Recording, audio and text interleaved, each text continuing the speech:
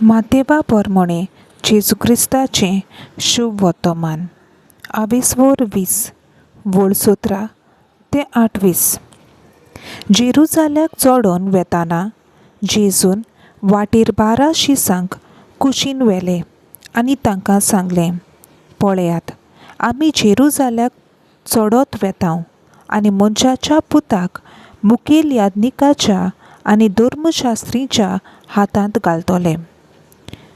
ताचेर ते मरणाचें फर्मोन मानतले आनी ताच्यो मस्कऱ्यो करूंक ताका जेरबोन दिवंक आनी कुर्सार मारूंक ताका विदेशाच्या हातांत पराधीन करतले आनी तिसऱ्या दिसा देव ताका पुर्ण जिवंत करतलो. तेन्ना जेबीदेवाच्या पुताची आवय ताचे सोर्शें आपल्या पुताक घेवन आयली आनी ताचे कोडे कितें मागूंक आयलोले भाशेन ताच्या पांयां पडली. ताणें तिका म्हणलें, तुका कितें जाय? तिणें म्हणलें, ह्या म्हज्या दोगां पुताक एकल्याक तुज्या उजव्या हाताक आनी दुसऱ्याक दाव्या हाताक तुज्या राज्यांत बसूंक लाय. जेजून परतीपाळ केलो, तुमी कितें मागतात तें तुमीच नकळोत.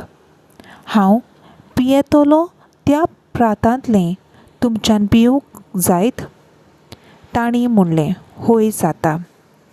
ताणें तांकां सांगलें, म्हज्या प्रांतांतलें तुमी पियेतल्यात खरें, पूण म्हज्या उजव्याक वो दाव्याक बसूंक दिवंक म्हजे आदी ना.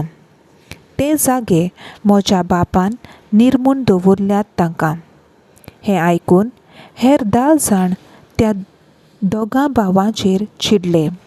पूण जेजून तांकां आपणा सोरशें आपोवून हाडून सांगलें, विदेशा मोदें तांचे अधिकारी तांचेर आपली पदवी जबरदस्तीन चलयतात म्हूण आनी तशेंच तांचे व्हडली आपले सत्तेचो भार तांचेर घालतात म्हूण तुमी जाणोत. तुमचें मोदें अशें जावचें न्हय. ना, तुमचें मोदें कोण व्हडलो जावंक सोदीत तो तुमचो सेवक जावचो. तुमचें मोदें कोण पयलो जावंक सोदीत तो तुमचो गुलाम जावचो. अशेंच मनशाचो पूत हेरांक आपले चाकरेक लावंक येवंक ना, बगर हेरांची चाकरी करूंक आनी सोमेस्तांचे सडवणे पासत आपलो जीव दिवंक आयला. देवाचें उतर हें. देवाचो व्हड उपकार.